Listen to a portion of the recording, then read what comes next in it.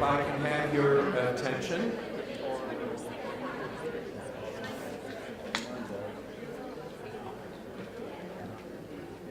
I'm able to join you at, I've been a couple, but rather than Rome, I'm intending to sit in on one or two and stay so that I can learn something. And I'm learning a great deal from you. And I hope you're learning a lot from each other. The discussions that I've sat in and have been engaged, you've been engaged, and I also see some of you taking the notes for your plan, marking the priorities, and that's excellent. And the role of each of our presenters, authors, practitioners, is to contribute components, part, in some cases, like a case study, all of what a good literacy plan consists of. And then, of course, you'll decide what actions you need to take and sustain as you leave the meeting. So we are thrilled and honored to have two of our nation's outstanding authors, teachers, leaders for improving learning for students with us this morning. And I'm talking about Doug Fisher and Nancy Fry. So let me introduce them.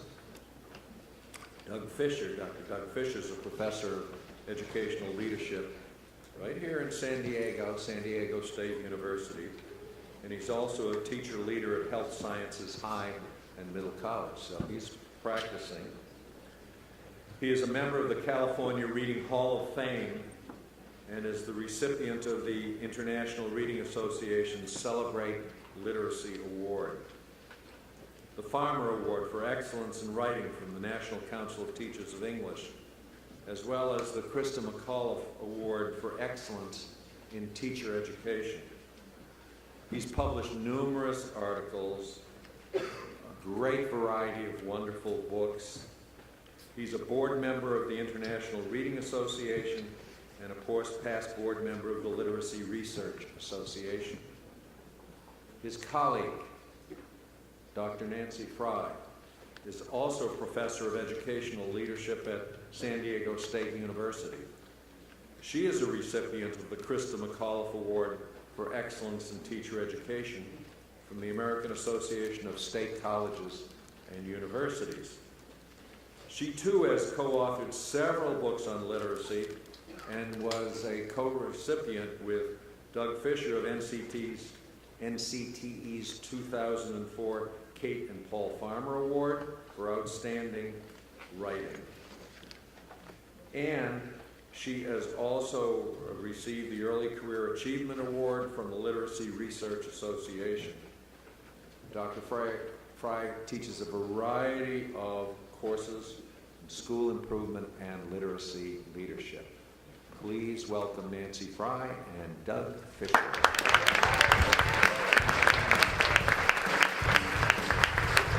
Hello, everybody. Welcome. That's our website, fisherandfry.com. That's the easiest way to get a hold of us. If you want this exact PowerPoint, go on that website, hit contact. I will reply with this exact PowerPoint. We were still messing with it this morning. So this now is the final version. You are welcome to it. I hope you cannibalize it as part of your plans. Have at it. We also have a YouTube channel. We currently have about 25 videos. They're totally free. You're welcome to use those as well. I'm stalling so you'll write it down because it's going to go away fast. fisherandfry.com. Got it? Yeah. So here's a sentence that is wrapping up Nancy and my current thinking. Our current work is being driven by this sentence here. Every student deserves a great teacher, not by chance, but by design. We think that's our mission now, that every single kid has an amazing teacher. I don't subscribe to the idea that great teachers are born. I think we get great teachers through experience and professional learning opportunities. What I'm interested in you doing is choosing a 1 or 2 word phrase from this sentence that is jumping out to you right now. What part of our sentence is speaking to you? And turn to someone around you and say, here's the part of the sentence that's jumping out to me, and here's why. Turn your heads, move your mouths. Well,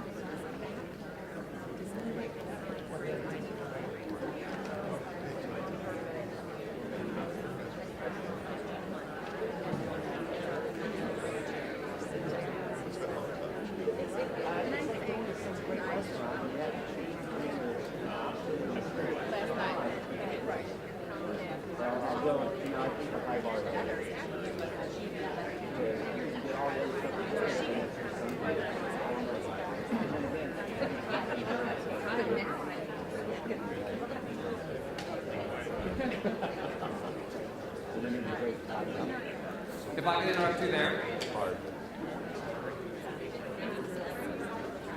Thank you. We could debrief this. We could spend time on every student. What do we mean by that? We could talk about deserves. What are students' rights? What's their Bill of Rights? We could talk about what it means to be great. We could talk about the chances that our kids have and don't have. I worry right now that this third grade class, if you're in that one, you get an amazing experience, and if you're in that one, you get an average experience. If you go to that school versus that school, that district versus that district, we're not yet there where we guarantee a great education for every kid. So the risk in saying that is we end up with these scripted or prescriptive approaches. So that's why I chose the word design. We need to design learning for our students. We need to design experiences for them so they become highly literate citizens in our communities. When we've been thinking about this a lot, we said, here are the design factors that we think work to get kids at high levels of literacy. So we have 5 areas. We're going to spend a little bit of time on each of these. You're welcome to this PowerPoint. You're welcome to it. And every once in a while, you'll see that Nancy put a little yellow highlighter with page numbers on it. So that means it's in the book that they gave you. So you'll see the direct connect here between the FIT teaching book and the pages that are highlighted in Nancy's PowerPoints. So we think teachers have to plan with purpose. People need to have a learning community or learning climate. We should instruct intentionally. We should assess within a system, and we should figure out what our impact is in students' learning. As we were doing this work, we started thinking about teacher growth, not teacher evaluation, but how do we help teachers continue to grow? And so we built rubrics in each of these areas, and we said there are some areas, some things that we would say is not yet apparent. I know that many of you work with teacher evaluation, and usually the lowest level says something like unsatisfactory or some other derogatory term. So Nancy and I are not into teacher evaluation, we're into teacher growth. And we said the lowest level is not yet apparent. There's reasons why it's not yet apparent. Maybe the person doesn't know. Maybe the person isn't aware that that should have been part. So there's not yet apparent.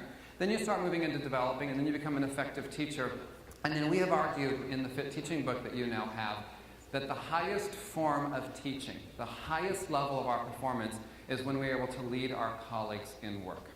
That every teacher is a leader, not in one little indicator on their evaluation, but in everything we do. So if a teacher gets really, really good at setting learning intentions or learning targets, they should be able to lead their colleagues in that. If a teacher gets really, really good at collaborative learning, they should be able to lead their colleagues in that area. So we think this is the aspirational part of our talk, is we can get every single teacher to learn how to lead the literacy lives of their students and their colleagues. We're going to start with impact, the end, chapter 5, and then we'll work our way back. Earlier this morning, Becky spoke about the importance of teachers being professional decision makers. And for us, in thinking about data and in thinking about goals, which is the theme of our session, we want to look at how it is that we use data and goals in order to be able to grow teachers. And a place that we land on is around impact. How is it that we impact student growth and student learning? If you take a look on page 180, you'll find that there are a bunch of rubrics that are back there. We'll keep referring back to those rubrics as ways for you to be able to gather data in collaboration with other teachers to look at growth, to look at teacher growth. When we talk about impacting student learning, we're really talking about 3 parts of that impact. One is in being able to use that long-term evidence of student learning. That's often those standardized tests. We're very accustomed to being able to look at those scores. But we also want to be able to look at short-term evidence of learning. You know, Doug and I were in our morning meeting yesterday, which is the way that we start school every morning at the middle and high school where both of us work. And one of the 9th grade English teachers talked very briefly about her short-term evidence of learning. She said, you know, last week I administered a pre-assessment on students' understanding of plot structure. She taught about it. They took the post-assessment, and here's the growth that I got. She shared that with her students, and many of them retook that assessment so they could improve what it was that they were learning about. That's a great representation of short-term evidence of learning. That teacher knew exactly how she impacted those students. And impacting student learning is something that we all want to have happen. In thinking about the evidence, and these are very much conversations that happen between and among teachers and the literacy leaders that they work with, we look at 3 different kinds of evidence. One is evidence for practice. In other words, does that teacher understand and have a rationale for the foundation of why he or she is implementing a particular practice? The second is evidence in practice. In other words, how do we witness those practices being enacted? I think that's often where student evaluation and teacher evaluation lands. But we're most interested in evidence of practice. Can that teacher talk about, just like Megan did yesterday, can that teacher talk about evidence that she leverages to know that she has impacted student learning?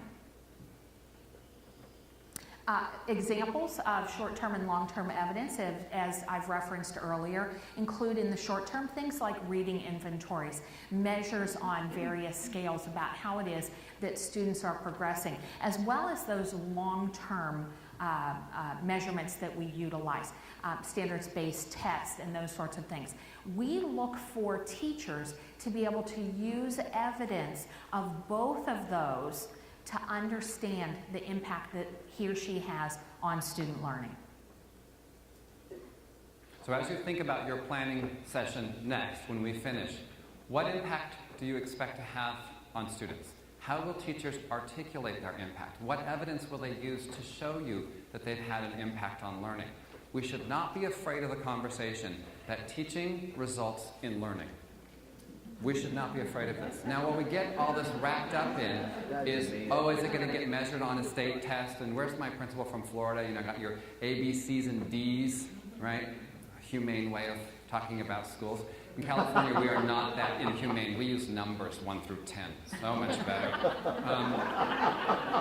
So I'm not just talking about that. I'm talking about a teacher who, like Megan yesterday says, I gave this pre-assessment. The average score was 0. They didn't really know this. I taught it. The average score is 9.5.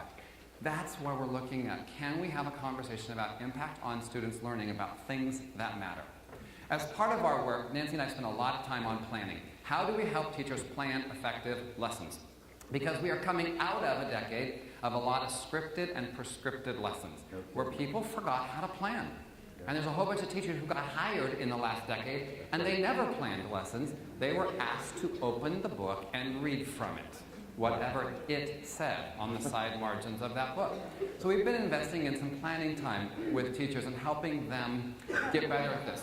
And I just want to remind us that hope is not a plan. I did not wake up this morning and take a shower and say, boy, I really hope the time I have with Scholastic and ASCD goes well today. Nancy and I planned this experience. We planned it intentionally for the kinds of things we thought you might want to know from us. Unfortunately, a lot of school is boring. Do you all know that? Yeah. A lot of school is super boring.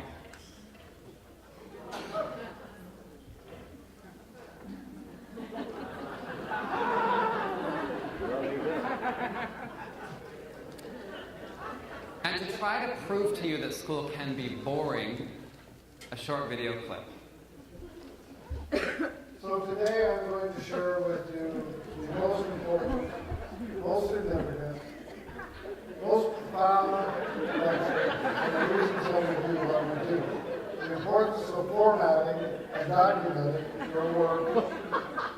extremely modern language style.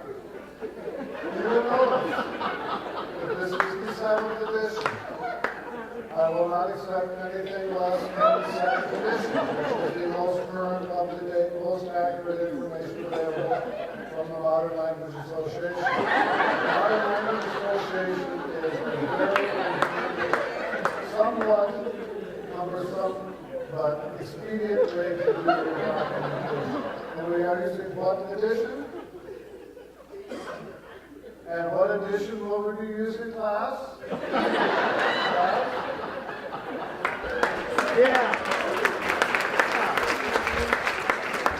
It's funny because it's true. So when we think about really good planning, Nancy and I organized our thoughts into these 3 big areas. What is the learning progression we expect from students? So what will they get out of a series of lessons? What will they leave it with? We call those transfer goals. Actually, in the Understanding by Design work, they call them transfer goals. What is it that we want kids to leave the lesson with? So if it's a 4-week-long unit on poetry, what are they supposed to leave with? What are they supposed to know? What's that enduring understanding or transfer? How do we link that? And then how do we drill down to today's learning in content and language? And then do students know what success was supposed to look like? So there's this learning progression, and then there's the evidence of the learning in the planning process. What criteria were we using? Now, I remember in high school, my teachers would use rubrics to grade my writing. That's not innovative, right? Teachers have been using rubrics for a long time. In high school, I never saw the rubric until after I submitted my work.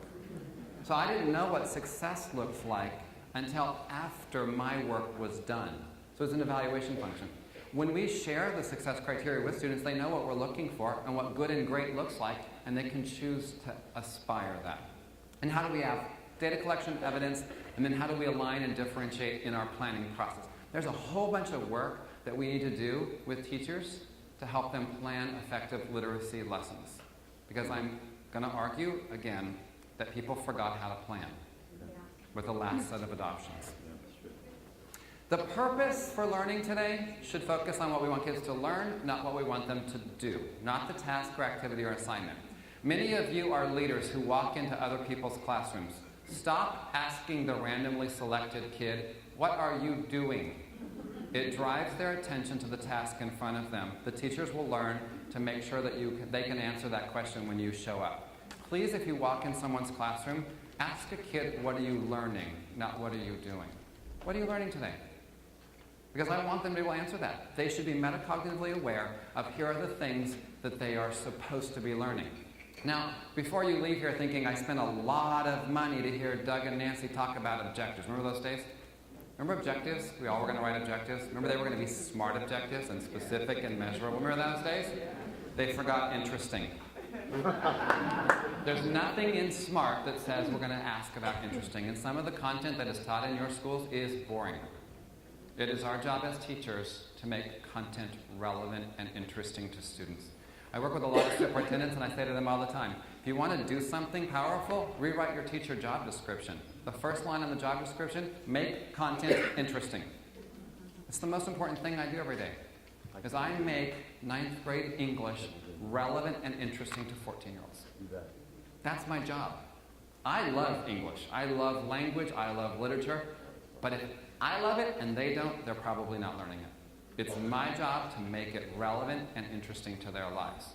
And I should be evaluated on my ability to do that, to make it show my passion with my students.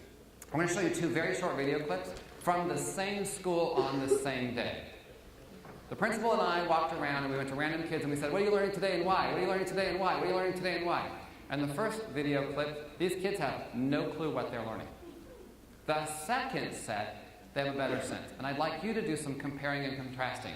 Because when you go back to your team planning time, the question I'm going to ask you, is the instruction in your system, school, building, district, is your instruction purpose-driven? Do kids know what they're learning? Let's watch. Why do you think that's important when you write to have all these senses there? Why does that help?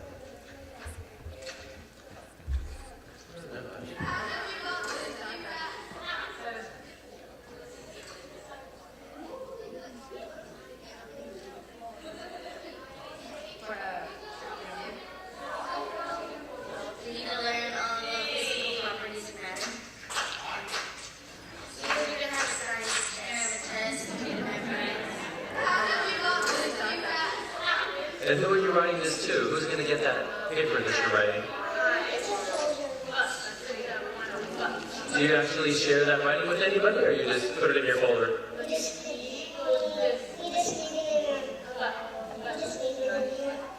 Very good. Why is it important to learn the word colossal or any of these other words in worldly wise? So why is that important? So you have a big vocabulary. Who cares? To get a job? It also will help you in the future, like for taking classes and schools. Very good. Para CSTs, para prepararnos para que cuando llegue a la preguntas así y estemos listos. Okay, so why do we learn that? It's the California standards. That's a good. Wow. ¿Para qué creen que es importante saber la geometría?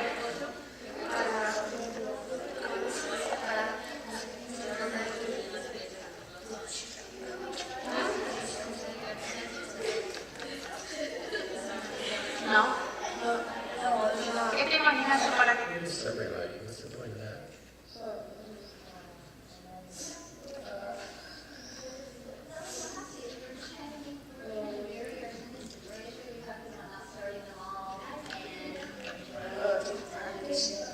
Yeah, definitely for practice. Why do you write up to 5 sentences? Why is that important? There's no watermelons in the rainforest. How do we learn that? Why is that important?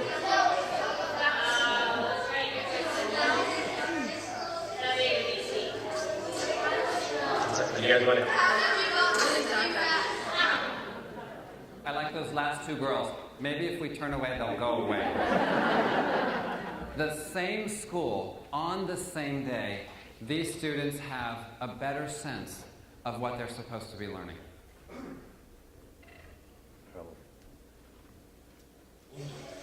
Well, why do we learn similes? Why do you think? To make your stories more entertaining. Okay, so why did you think the teacher made you do this?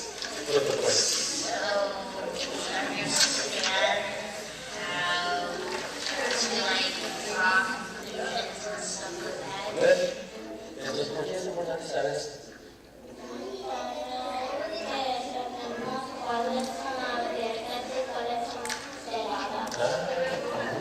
Do a vocabulary like this. To show our understanding of vocabulary words and or criteria.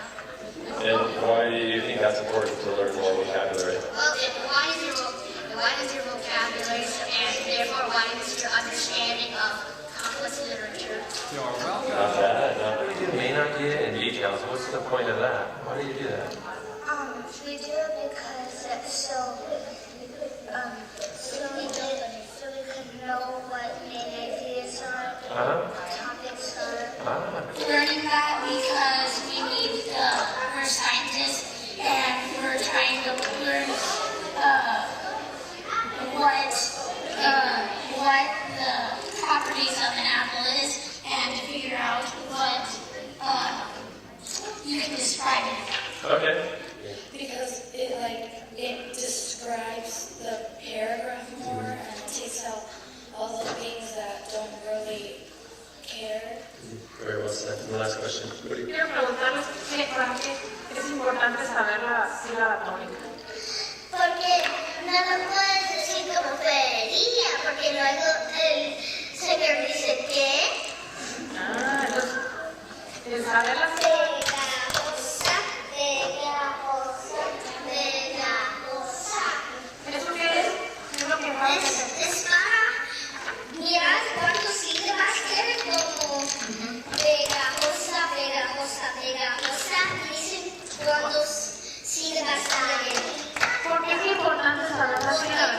Porque necesitas saberlo para poder sentir de historia. Why is it important to have adjectives? Because if you only say like, it would be tree, it wouldn't be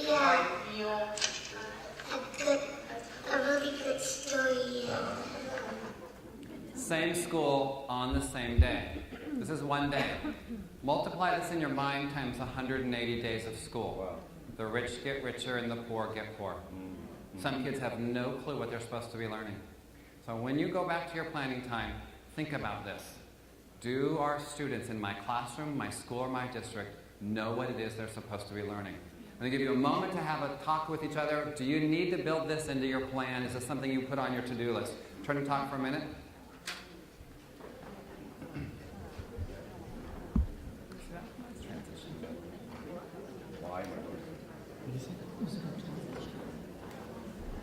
Oh, that's what you meant.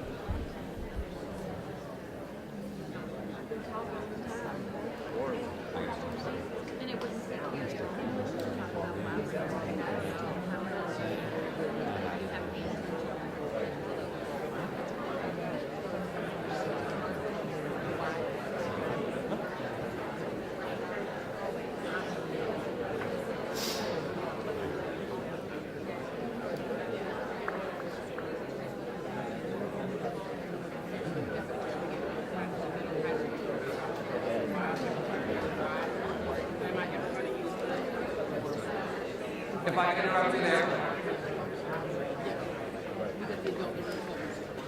Thank you. I hope that spurred part of your conversations for today. And then I noticed at lunch, I knew this in advance, but I reminded myself at lunch, you get to meet our superintendent today at lunch. That's super cool. Right now you're going to get to meet one of our students. This is a student that Nancy and I have taught and known for several years. This is Mutwali, goes by Wally. And I want to make it real, so I'm going to ask him to talk about the value of purpose and understanding learning. Before I start, I have to do this. Can I take a selfie with you guys?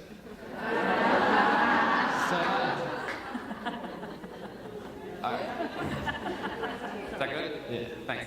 So we work on 3 questions in our school system. What am I learning today? Why am I learning this? And how will I know I've learned it? Not how my teacher will know how I learned it. So I thought Wally could talk with you a minute about what this means to him when he sees these words or these questions up as a learner. First question, what am I learning today? I think you have to prompt me on that one. Every time you walk in a classroom? Oh, every time I walk in the classroom, on the right-hand side or left-hand side of the whiteboard, it'll tell me, like, what am I learning today? And it won't just say what we're learning in, educational terms, but it'll break it down in how, sometimes it'll say how you're going to use this in the future, it'll go into depth. So it usually helps when you're getting picked up from school by your parents and they ask you, what did you learn today? On the board. And then how will you know you learned it? The last question. How did I know I learned it?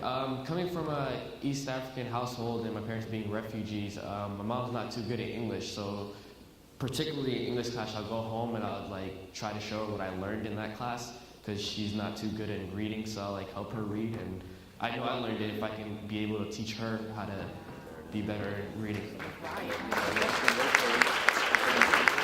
So there's a phrase going around education, thank you, you'll be talking more in a minute. There's a phrase going around in education about assessment-capable learners.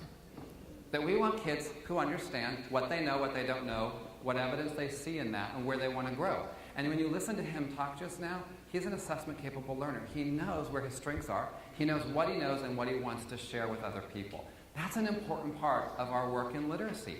Here's my literate life, and here's how I'm going to get better at it. There's not a bad place to be, but I can be better at it. We want to think about, when we have a plan, those learning targets, what meaningful experiences and outcomes will teachers plan that aligns to those experiences. And we've been hearing a lot about going and finding things for kids to read, and things to explore, things to do. Let's not forget there are lots of places where we store books.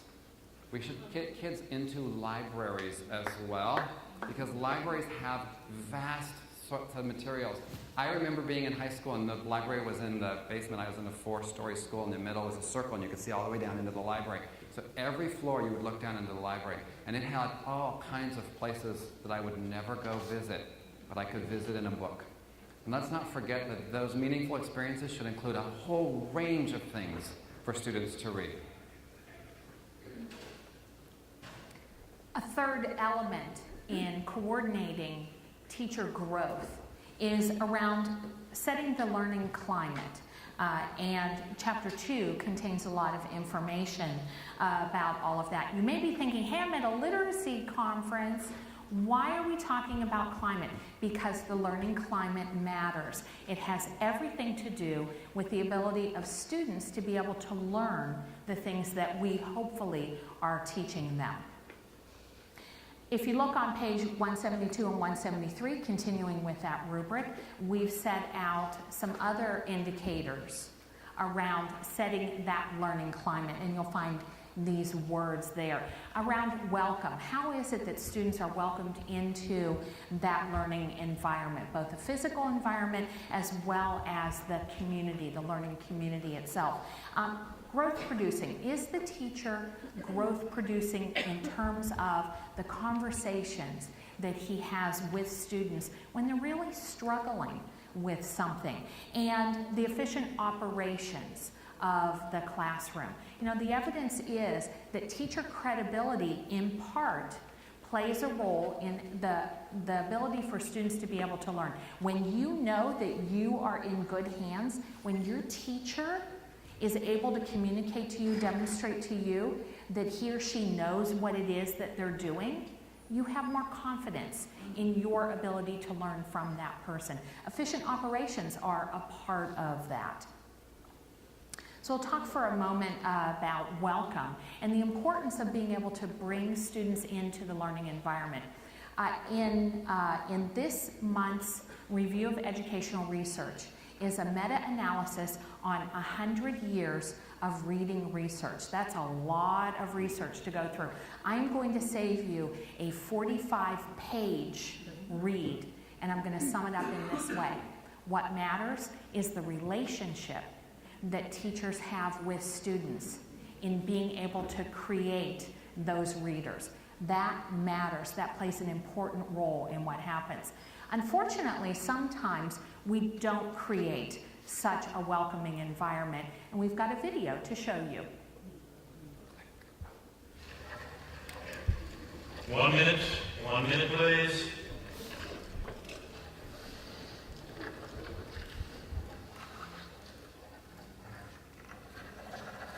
Time, thank you. Would you all please put down your pens and bring your papers to the front of the room? Thank you. Well done. Thank you. Thank you. Thank you.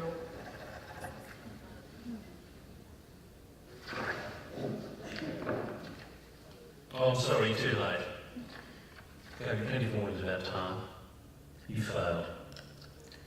Sorry. Excuse me, do you know who I am? I have absolutely no idea. Good.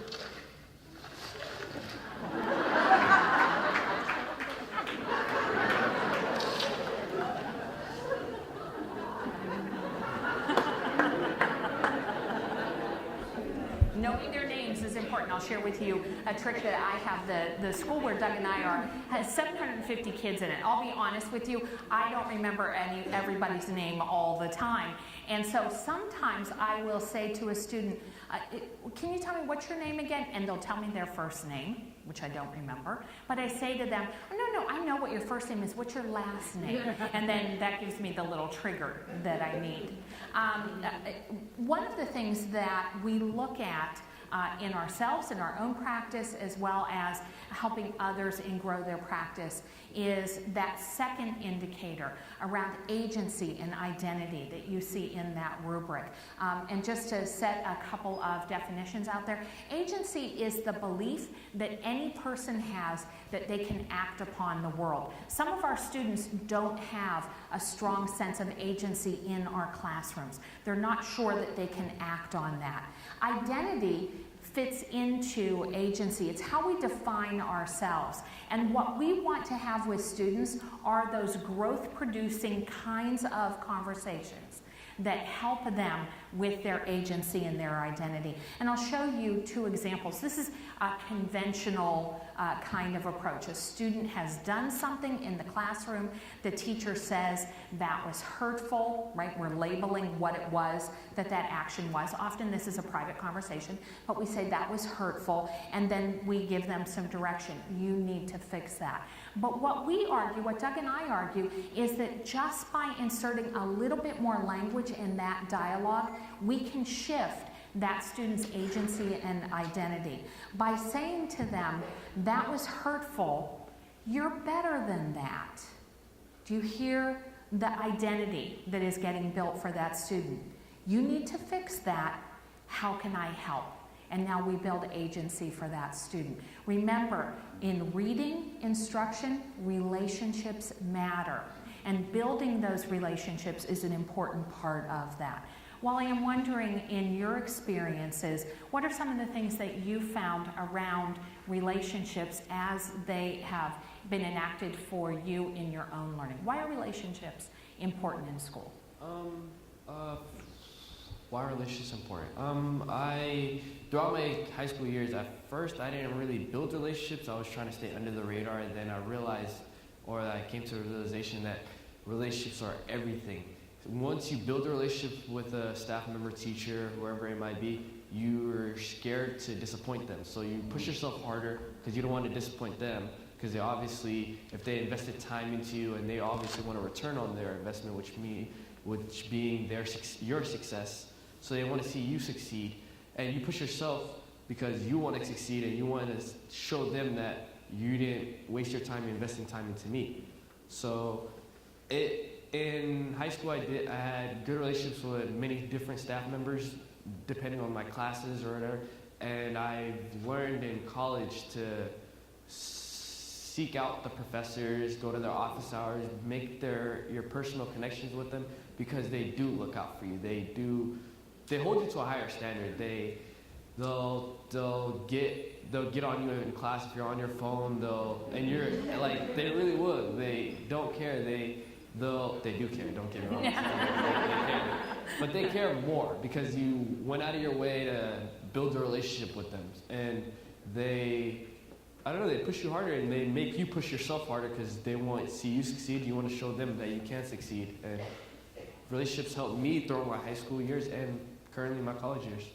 So the relationships have everything to do not only with the challenge that we know that we need to set forth with students, but also knowing that that person, that teacher, has your back. Yes. It makes all the difference. Yes. One of the things that we've always found challenging and kind of puzzling is that we know that when a student comes to us and he or she can't read, we teach him how to read. And if they can't do math problems, we teach them how to do math problems. But here's the disconnect for us. When a child doesn't know how to behave, we punish him. We need to teach them about the behavior that they need in order to be able to build their identity, build their agency, and build their learning. What you'll find in that chapter is a longer discussion around restorative practices, around how it is that we can create relationships, maintain relationships, repair relationships, and build students' social and emotional learning that happens for all of them. This is a part of that teacher growth, that ability to be able to do those things. We included this part because of this last month's review of educational research, 100 years of reading intervention research, that said, here's what we found. Kids who are in reading intervention learn more when they have respectful, valuable relationships with the grown-ups who are teaching them. So I don't think you can write a school improvement plan or a district improvement plan unless you address the relationships the adults have with the students in your school. Simply said, kids don't learn from grown-ups they don't like. And maybe we haven't talked about that enough in our literacy work. We act like it's all strategy or instruction, which is important, but it's also about the relationships that are established therein. The third area in our work is around instructing with intention. Some of you have seen us talk about this. We think about focused instruction, guided instruction, and collaborative learning as major moves that teachers can use to get kids high levels of learning. We drew it out like this. We tried to enact a gradual release framework in a way to make it happen for kids. Some of my challenge with some of the misinterpretations of this framework are that people delete the collaborative learning phrase. What you see a lot is shared reading, guided reading, independent reading. I hear this all the time. And they throw out that collaborative phase, which I think is super important, and Charlie's going to talk about that in a second. If you throw out the collaborative phase, and you faithfully implement the I do, we do, and then you do, look what happens to kids. Let's say I'm doing the shared reading. It's the best shared reading in the history of the planet. It was 20 minutes long. It was beautiful. I did my think aloud and my modeling with an amazing piece of text. Kids were right there with me. It was phenomenal, right? Then I go to the small group reading instruction. I have 4 or 5 kids for 20 minutes. I have 4 or 5 kids for 20 minutes. I have 4 or 5 kids for 20 minutes. Sound familiar, elementary people and workshop people, right? So let's do a little bit of math. How many kids have I seen in that amount of time? It's the total I could have seen. 4 or 5 kids for 20 minutes, 4 or 5 kids for 20 minutes, 4 or 5 kids for 20 minutes. 15, right? Do you have class sizes of 15? What did you do for the other kids for the rest of that hour? They did independent work, right? For kids to be able to do an hour of independent work, it has to be below grade level. It has to be easy enough that they can do it on their own. Now, if you work with 5-year-olds, some of you say, well, what about silent sustained reading? Anybody work with a 5-year-old? It's not silent, not sustained, right? Yes, I want them in books. I want them playing with books, reading books, talking about books, looking at the pictures in books, but not for an hour by themselves. So what we have is an entire industry. If you go to most conferences, the minute you leave the session, you walk into the exhibit hall, you have an entire industry of shut-up sheets for sale for you. And you've seen these, right? They keep kids quiet and busy so that you can get to the guided reading. Guided reading, small group instruction is super important. But so is what do the rest of the kids do while the teacher is with 4 or 5 kids. Some of the errors we've made is when we focused on guided instruction, we didn't do enough work to make sure the other kids were engaged in collaborative learning.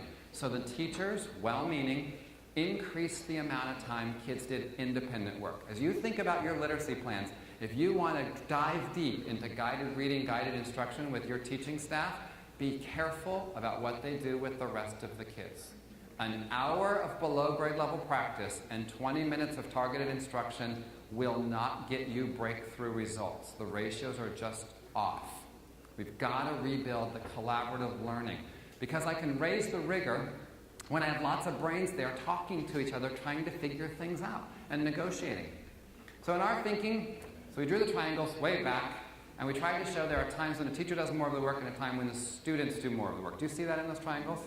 The misinterpretation of our work is that it starts at focus, then goes guided, then go collaborative, then independent. There is no prescribed order. You can go in any order you want. Can you imagine bringing kids in after recess and having them do an independent journal prompt? Yes. Then could they talk about that prompt? Yes. Could you have an essential question? Could you do a read aloud first? You can start anywhere. We just think all 4 of these have to happen to make a comprehensive literacy effort. All 4 of them are important. When I say focused instruction, I'm really looking at what was the purpose for learning and teacher modeling. We've already heard about teacher modeling this morning, the value of teacher modeling. Guided instruction can be whole class or small group. Guided reading is one type of that kind of guided reading is one example of guided instruction. Nancy and I place close reading as a type of guided instruction. It is not a comprehensive. Have you all heard of close reading? It's super popular right now, right? Maybe a little too popular. It's useful, it's important, but we actually know other things to do in classrooms besides close reading. Right. Close reading is one type of guided instruction. Right. You're prompting, you're cueing, and questioning. You're trying not to use direct explanations. But so is collaborative learning, and so is independent tests. Those are all important parts of what has to happen in literacy. And I'm spending some minutes on this because I want to be careful that as you write your plans, where are you favoring? What kinds of instruction are you favoring? And what are your unintended consequences? If you launch a big effort on guided reading, think about how you will help the teachers determine what they're going to do with the rest of the class. It's an important part of us thinking about this. I want to spend a few minutes on the value of collaborative learning because it's the one that gets thrown out the most. Before I do, I'll tell you a really quick story. We wrote these triangles, Nancy and I drew these triangles in 1999. At the time, we were working on a district improvement plan here in San Diego. And if you remember 1999, there was a little fight going on in the state of California. It was the phonics whole language time. Remember that? So Nancy and I were on this committee. We wrote our district improvement plan. And at the time, we called what says focus right now, we called it a mini lesson. Sound familiar? The state reviewed it and said, 2 whole language. Now, is that ridiculous? Could a mini lesson be the most basic skill? Like schwas and, right? It could be, right? But they said no. So I was annoyed by this, so I resubmitted the plan and said maxi lesson. Right? If you don't want a mini, let's go to maxi. They didn't appreciate that. That's why we called it focus. That's the only reason it got to be called focus is because we were at the time having this whole language phonics debate. So we wrote it in 1999, but the day I really understood this instructional model was January 16th, 2006. Nancy and I were at the Venetian Hotel at a technology conference. They were paying, so we stayed in the hotel for the conference, kind of like you all today. So there we are at the Venetian. You all know the Venetian Hotel. You have that in your mind? And I'm walking through the hotel with Nancy. We're going to a session. It was a Blackboard conference. And remember back then, in 2006, we all wore cell phones on our hips, like they were accessories. Remember those days? And you had like clips, and you spun them, and you flipped them. Remember all the stuff you did with your cell phone? Remember that? And I'm walking through the hotel with Nancy, and my phone goes to ring, and I answer it, and I grab it, and the clip breaks, and the phone falls in the lagoon where the guys with the little boats are going by. Well, cell phones don't like water, it turns out. And so there goes my phone gone. So I decided I got to go to the Sprint store and get a new phone, because I was a Sprint customer at the time. I run in the store. I'm supposed to be at the conference. Need a new phone. I'll sign the 2-year contract. Give me the new phone. And I want the phone that I had. Remember the old phones? You opened them up and you said hello, and they did exactly one thing. They talked on the phone. That's it. That's what I'm looking for. Clamshell phone. The young man says, "Oh, sir, this new phone searches the web." And I distinctly remember saying to him, "Who is going to search the web on a screen this big? No, I don't want this phone. I want my regular flip phone. It has an address book, it has a calendar, blah, blah, blah. No, I just want my normal phone." At one point he says to me, "Young people send text messages." I had never sent a text message in my life. Well, I live in Southern California. We're obsessed with being young, so give me that thing because I'm going to buy it for $700 because I want to be a young person. I'm going to learn how to text message. I get super excited about my phone. I go back to the hotel. About an hour and a half later, my phone rings. Well, it doesn't actually ring, it vibrates. I have no idea how to answer this telephone. It was a Trio 650, it was about this big, and it just shook, and I didn't know what to do. I was so annoyed. I went back to the Sprint store, and I said to the kid that was like 12, and I said to him, "This is broken." And he took it out of my hands, and he started pushing the buttons. And at one point he says to me, "Sir, you have to unlock the keypad." I got really annoyed with him. And I said, "You never taught me that." I was really annoyed with him. I saw the phone work in his hands, but it didn't work in my hands because he didn't teach me a critical step. If you don't know a Trio 650, they don't exist anymore, but you had to push 2 buttons, the center button and any other button to unlock the keypad. That is not a smart design feature, and if you don't teach someone that, they don't know how to do it. So anyway, he talks me through. Nancy gets so wrapped up in this. Out comes her credit card. She bought the pink version of the Trio. I have the silver version. We went to dinner that night at the Capitol Grill, and we sat across the table from each other, sending text messages to each other. But we misunderstood the beaming function of the phone and the texting function. So we thought the phones had to be next to each other. So we'd write a message, and they would say, "Send me a happy face back." And this waiter comes by and he says, "You know, you could send a text message all the way to Texas. You don't have to have the phones near each other." Really? Could you show us how to do that? And I tell you that story for a reason. If that phone had come to my house in a box and I opened it up, I would have never used it. I would have returned it. I saw that phone work in that young man's hand in the Sprint store. Then I saw it work in my hand while he coached me when I said to him, "You didn't teach me that." And then we had some low-stress time in a restaurant to figure out how it works. I am not suggesting we just turn our classes over to collaborative learning. I do believe in instruction. I believe in having purpose. I believe in teacher modeling. But kids need time to consolidate their understanding in the presence of other people. We have to trust them to build collaborative tasks. Now with that, I'm going to ask, so I can say that as a teacher side, but I want to hear from the student side the value of collaborative learning. We had collaborative learning. We had, for example, we had group test the first day, like it'll be a Monday, we'll have a group test, and then we'll have an independent test the Tuesday. So then the good parts about having the group test is learning from your peers. Like if, for example, certain subjects I excel in, and certain subjects my peers excel in. So for math, for example, I wasn't the best math scholar, honestly, but my buddies were. They loved math and they're good at it. So me learning from a friend and a peer and a classmate was more comfortable than learning from a teacher, because it's like it's less embarrassing. They'll show you, this is where you went wrong here, this is where you went wrong there, and then I'll take what I learned on Monday and I'll use it for my test on Tuesday. And I wouldn't be able to do that if I had an independent test at first, because I would be too shy, one, to ask the teacher for any help, because I'll be scared before like I got used to my high school, but before like say middle school or something like that, I'd be too shy to ask the teacher because I feel embarrassed if I raise my hand and I get something wrong. And I'm like, oh, the class is staring at me, they're laughing at me. And I'm like, I can't do that. I'm gonna look dumb. So me having the group test showed I have more confidence because it's my friends that I see every day. I'm learning more because I'm comfortable with these guys or girls. And yeah. What happens when you get something wrong at class at your school? Yeah, it's weird. The teachers actually get happy and stuff. It's super weird. They hear you all the way out, and then they'll tell you, because they say it's a learning process. If you get something wrong, that means you have a chance to learn, how to get it right. So then I'll get it wrong. They'll hear me all the way out, listen to me, even though I'm getting it wrong. I don't know. But then they'll tell me, you see what you did there? That's where you went wrong. And then I'll look at it, and me saying it back or me saying it out loud to the class or the instructor, I'll see, I should have did that, should have did this. And then I'll realize, okay, I understand now because I see where I went wrong. And showing me where I went wrong rather than just saying, you're wrong.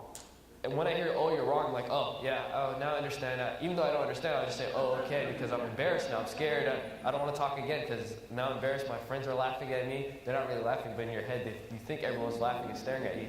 So once they show that portion or that little point of the problem or of whatever you guys are studying, where you messed up, you have a better understanding of it and you're more comfortable once they hear you all the way out.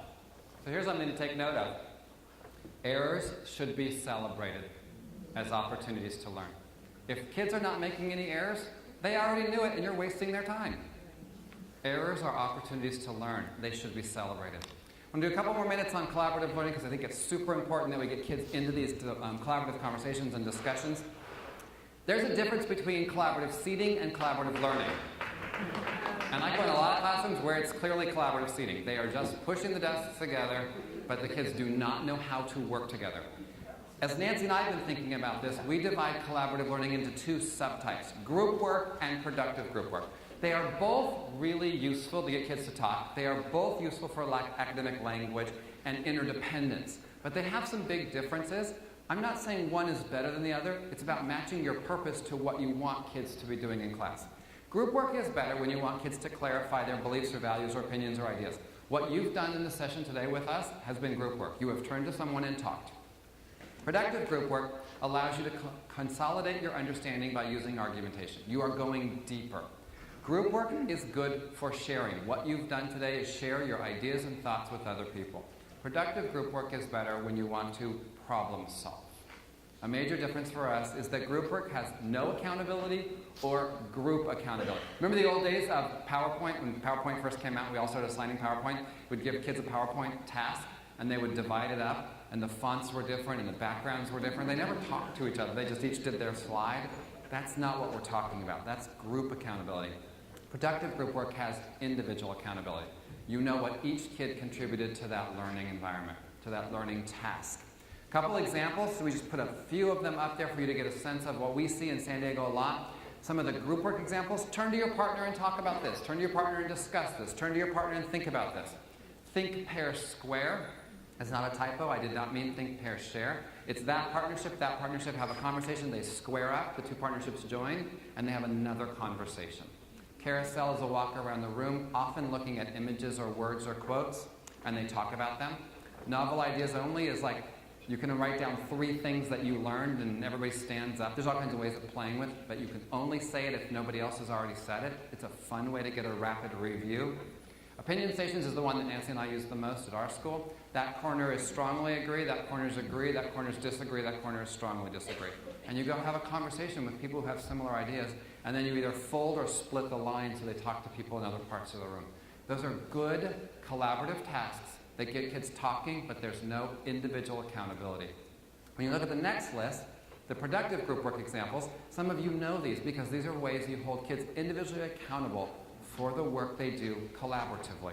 We use something called the Conversation Roundtable. It's kind of adapted off Jim Burke's work. Some of you know Jim Burke. It's a folded piece of paper that forces you to take notes on what other people in your group are saying, so all the boxes have to be filled in. It's a good way of doing that. You can find that on the internet super fast.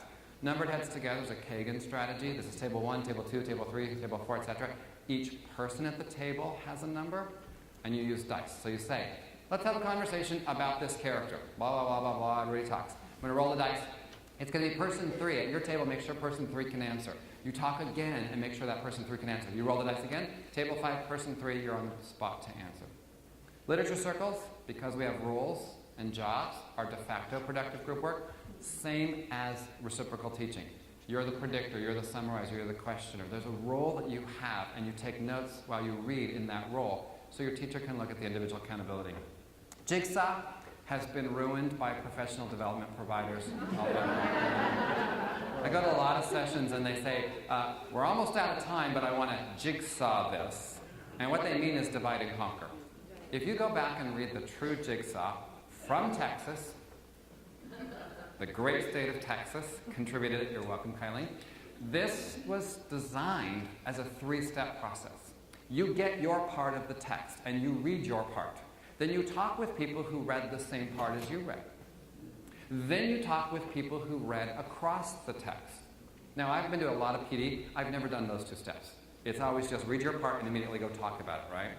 But really, the Jigsaw had a 3rd process. And Arnson, the man who discovered this or invented it, said the learning actually occurs in the 3rd phase, when you go back to the group that's just the part, and you talk about how your part of the text fit in with the whole text. That forces metacognition about a text. And I have never seen that done in a professional learning for teachers. What do we always do? Divide and conquer. Walking reviews, like a bingo game, and then a collaborative poster, super simple. Here's a piece of paper that's big. You have a red marker, you have a blue marker, you have a black marker. You can only write on the poster in that color and you write your name on it. Super simple to hold kids individually accountable. And they will talk to each other. Do any of you work with English learners? Do any of your students speak Spanish? Do you all speak Spanish? If it was easy to learn a language from listening to a language, you would all speak Spanish by now. You hear it all the time. None of us learn a language from listening to a language. We learn a language when we produce a language. We've got to get kids producing more language. The final element that we'll talk about today is around assessment and how it is that teachers use assessment in order to be able to forward student learning. Assessment should always be thought of as a system, not a single standalone event, but a part of a system. And we talk about, and you'll find in the rubric, that we talk about how we use assessment to support learners, especially to be able to differentiate instruction. We need to know some things about them. How it is that we monitor their learning, especially using practices around checking for understanding so that we can use it formatively, and then especially to be able to inform the learning. We use assessment in order to be able to make decisions about what is going to happen next. That comes in terms of feedback as well as in thinking forward, planning forward what will come next, what will happen tomorrow. Another way of framing this in a way that, that Doug and I have talked about this for many years, is we look at feeding up, in other words, establishing purpose. You heard Doug and Wally talking about that earlier. Checking for understanding, being able to do that kind of monitoring, providing feedback for students, and here's the important part, making sure that we get feedback from them about our teaching, because that feedback should be going both ways. And then using that feedback in order to feed forward, to plan tomorrow's lesson, to plan the next unit of instruction that's going to be happening. You'll find in your book over several pages that there's extensive conversation about ways to check for understanding. And you're familiar with many of these, that we use verbal language, we listen to what it is that students say, we also look at their nonverbal language, we use written products as well as questioning, we listen to their questions, we pose questions and listen to their answers as well. And then of course projects, performances, and tests are also a part of that system of assessment to use. The important thing around using any kind of assessment is that we're always looking for ways for it to feed forward. Where are we going to take them next? Assessment should never be viewed as simply a summative measure of what it is that students use and know. We also have to look at what does this tell us about where it is that we will head next, where it is that we want to take those students. And feeding forward involves three elements especially. One is an analysis of their misconceptions. What are those misconceptions that students are holding on to despite the teaching that we've done? We plan forward knowing what their misconceptions are. We also look at error analysis. What are the kinds of errors that they're making, and how is it that we can code them? I'll show you an example of this. There's another example in your book on page 131. It's simply putting together a guide that says, here are the things I want to pay attention to. For example, you've assigned a writing assignment, a short essay for them to do. You're doing all of that feedback and all of that grading. But if you don't capture what your feedback is, it's gone, because you pass out those papers, and what will students do with them? They'll throw them away. They've thrown away your feedback. Code that feedback and understand who's having difficulty. This is an example from an English class at the school where we work. Those letters are simply the initials of students period by period. For those of you that teach in secondary, you've probably had this experience. You teach all day long, you're looking at the work that students are doing, and over time you forget who it is and where that person is across your whole learning day. This is a way of being able to capture what it is that students don't know so that you can plan for the next day what your small groups will be. In period 2, for example, in that first one, the teacher knows here are 3 kids that I need to pull together because they need some more instruction around how it is that they use colons and semicolons. We want to be able to code what it is that we know. In summation, what we challenge all of you to think about is around teacher leadership. You know, earlier today, Karen spoke about systems and thinking about how it is that we leverage systems in order to be able to create the literacy environments that we want for students. Part of that sustainability and that scalability is related to teacher leadership. That's our secret weapon, is in developing those teacher leaders. It doesn't have anything to do with your job description. It has everything to do with the dispositions that each teacher possesses about how students learn and about how their learning gives them feedback about their teaching. As a summary, we look at all of these systems across the way. As you go back into your teams and think about how it is that you can capture data, use data to foster that teacher leadership, we hope that you'll start the conversation. When you go to your groups, Mutwali is available if you want some feedback from a student on the plans. The reality check is right here. So he will be around the 4th and 7th floors. And I thought he could close us in the words of wisdom. I will tell, he knows I'm going to tell you this. if you want to talk about this, perhaps, he was the victim of a shooting this year, and it served kind of as a little wake-up call about what he wanted to be doing with his life. But what's your message to the leaders and teachers in this room? What I stress most from instructor and student relationships, like the bond you make with your student to push them to do more, not just only in the subject that you're teaching, but just in the everyday aspect. I had teachers at my high school, Health Science High and middle college, that would push me in math when it was an English teacher. They would push me just to succeed. I might have had that teacher in 9th grade, but they're asking me and helping me with assignments in 12th grade. Like, they care about you rather than how to pass or how to get that A in their class or their course to make it look like they're an amazing instructor, which they are, don't get me wrong. Instructors are the future for this country or this world, I guess. But relationships is what I stress the most. Without the relationships I built there, I wouldn't be standing here today, to be quite frank with you. And that saved my life and saved a lot of my peers' lives. So I just stress relationships. And if you guys could give a round of applause to these two amazing people one time.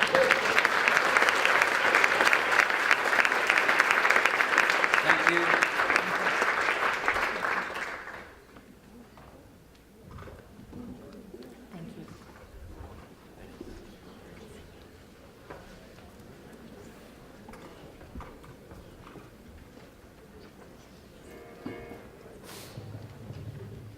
Doug, Nancy, Wally, excellent. You've given us so much that will enrich our conversation. So the theme, as you know, is how do we help teachers grow? What evidence do I need as a student to know that I'm learning? How can we make content? Didn't use the word rigorous, but it was the same. Interesting and relevant. Kids don't learn from grown-ups they don't like. Relationships matter. And the kids need to develop and deepen their understanding through collaborative learning. Those were my major takeaways. You'll figure out what yours are, how they relate to the plan. This is what we're doing. We're going back to our group rooms. And then at 12 noon sharp, we're going to have lunch together next door. And then we're going to hear from San Diego's fabulous superintendent, Cindy Martin. We're adjourned to our conversations. Thank you.